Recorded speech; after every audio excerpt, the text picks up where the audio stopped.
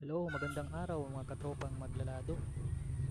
Ngayon ay maglilinis ako ng aking automatic swing type incubator dahil mamaya ito'y aking sasalanganan ng mga itlog.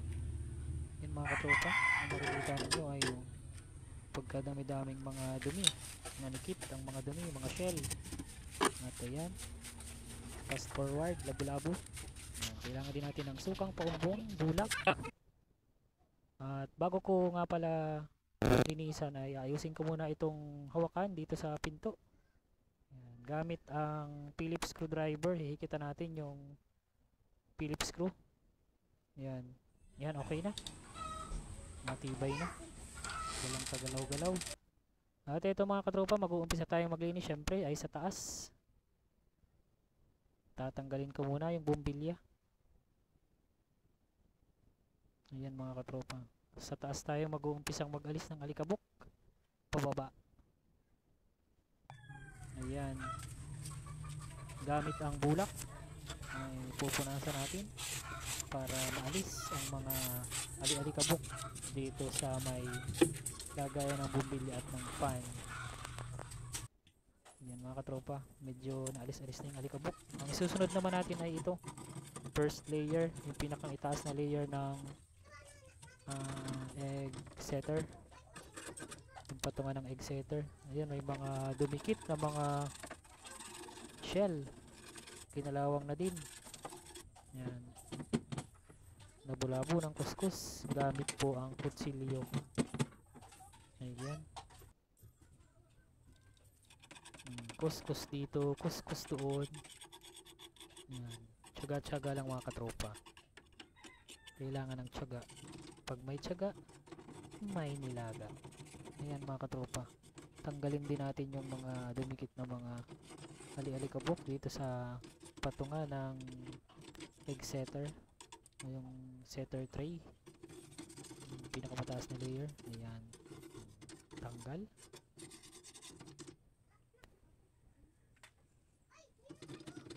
Pagkatapos ay pupunasan ng bulak para maalis yung mga natikal na mga ali-alikabok at yung mga dumi na natikal.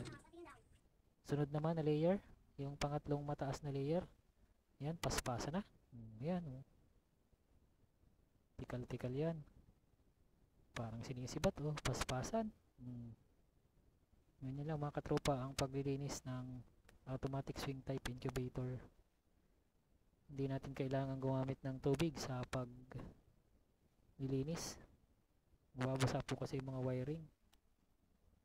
At pwedeng masira yung ating incubator. Ayan, ganyan lang mga katropa. Dito na ako sa pinakang ilalim na layer. Ayan. Punas-punas para maalis ang mga dumi-dumi. At may nakuha nga pala akong mighty band. Tatabi ko yan. Ayan yung natirang mighty band dun sa inayos kong incubator. Yung DIY manual incubator. Ayan. Ganyan kabusisi ang paglilinis. Ayan mga katropa, oh. Medyo malinis na. Ganun kadami yung naalis na mga dumi. At syempre ay pupunasan natin ng basang tela o basang damit para yung mga natirang alikabok ay dumikit dun sa damit.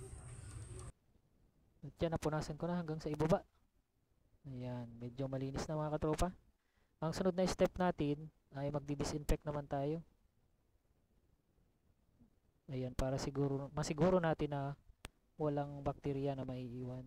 Ayan, binugwa ko na yung sukang paumbong. Ayan, yan po yung pinaka-safe na gamitin na pan-disinfect. Pwede rin po tayong gumamit ng alcohol, kaya lang mahal po ang alcohol. Dito na lang tayo sa natural sukang paumbong. Siyempre, kukuskusin natin ang bulak. Yan, hindi ko na na-videohan mga katropa yung pagpunas. So, bawat kanto pinunasan ko yan. Pati yan, yung mga patungan ng setter tray. Hanggang dyan sa taas, yan, mga sidings. At sunod ko namang i-disinfect mga katropa ay ito. Itong egg setter tray. Pupunasan ko yan, bawat kanto nyan. So, ayan mga katropa. Mag-preheat na lang ako. Ibabalik ko yung bumbilya at mag-preheat. Ayan mga katropa, oh, yung setter tray na ano ko na.